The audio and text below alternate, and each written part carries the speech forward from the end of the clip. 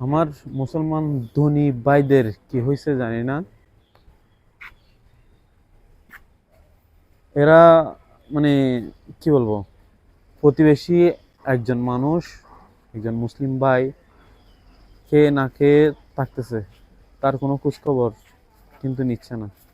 অথচ একজন আদর্শ মুসলিম মুমিনের বড় কাজ হচ্ছে তার প্রতিবেশীর খেয়াল রাখা, তার খোঁজ রাখা। একটা হাদিস পড়ছিলাম যে তুমি যদি প্রতিবেশীর খোঁজ না নিয়ে তুমি পেট ভরে খাও তাহলে তুমি মুমিন না। আর বর্তমানে একটা ট্রেন্ড শুরু হয়ে গেছে, সে ট্রেন্ড হচ্ছে কি, মানে মসজিদ আর কবরস্থানকে জাঁকজমকপূর্ণ করা। দেখেন এখানেও দেখেন সেম অবস্থা। এদিকে দেখাও, এদিকে আসো। এই যে এখানে এখানে তো অনেক কম।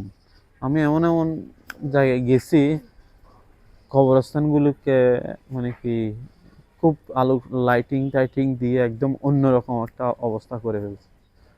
আসলে এগুলি কি আদৌ প্রয়োজন, নাকি জীবিত মানুষগুলোকে, ওই যে এখানে একজন মসজিদের সামনে একজন ভিক্ষা করতেছে, নাকি জীবিত মানুষগুলোকে জাকাত দিয়ে, কর্জে হাসনা দিয়ে, অথবা দান করে, অথবা ন্যায্য পারিশ্রমিক দিয়ে সহযোগিতা করা।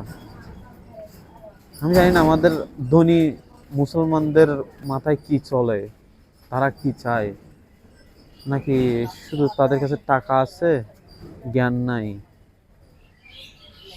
আর আল্লাহ তো বলে দিছে কে কখন ধনী হয়ে যায়, কাকে কখন ধনী করবে কখন দরিদ্র করবে কোনো হিসাব নেই।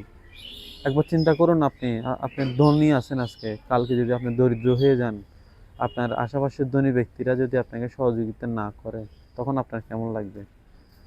একবার চিন্তা করুন এভাবে, তখন বুঝতে পারবেন। এগুলো আসলে কোনো প্রয়োজনই নেই, অতিরিক্ত কোনো প্রয়োজনই নেই।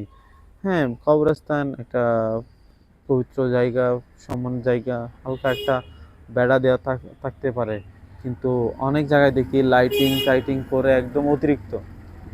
আমি জানি না, আমাদের এটা নিয়ে চিন্তা করা উচিত। আর আমাদের আলেমদের এই বিষয়ে আরো কথা বলা উচিত। আসসালামু আলাইকুম।